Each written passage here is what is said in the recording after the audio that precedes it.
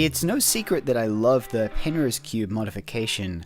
I've already made the 3x3 and 5x5 versions, and a few other variants of the original design.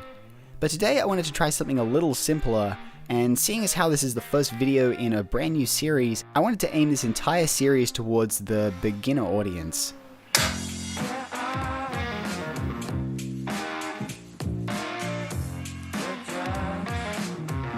The build that I wanted to make today was a flat face Penrose cube that didn't use any curved pieces and instead used flat cuts, which were a lot easier to do if you don't have any power sanding or access to any belt sander or anything like that.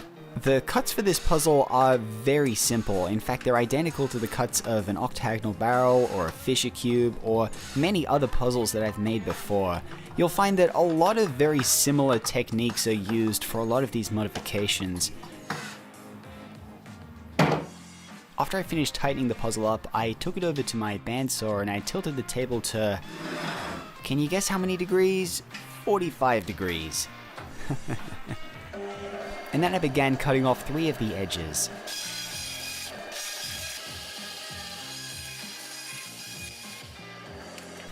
And after I was finished cutting everything, this is what the puzzle looked like.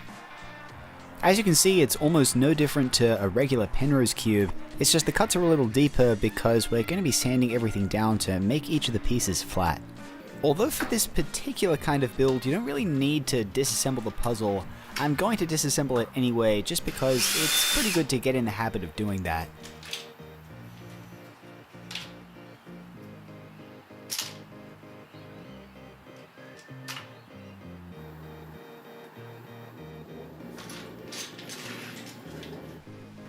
I got the epoxy sculpt out and I mixed up just enough to fill all of the pieces. And after everything had cured, I took each of the pieces over to my belt sander and I began sanding them down. Now, although I'm using a belt sander, you really don't need to use one for sanding these pieces down.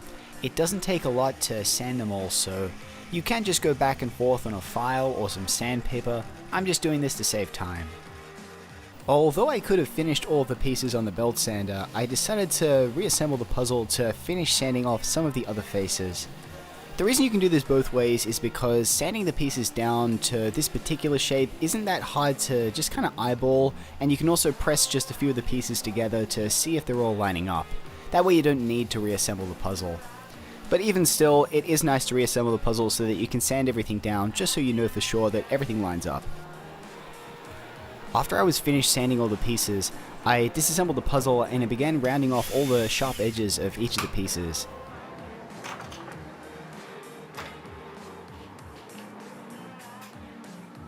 I used a nail file to knock off all the sharp edges, and then I rubbed everything down with some Scotch-Brite just to make sure everything was nice and rounded over. I reassembled the puzzle and threw some stickers on it, and here it is, the puzzle is finally done.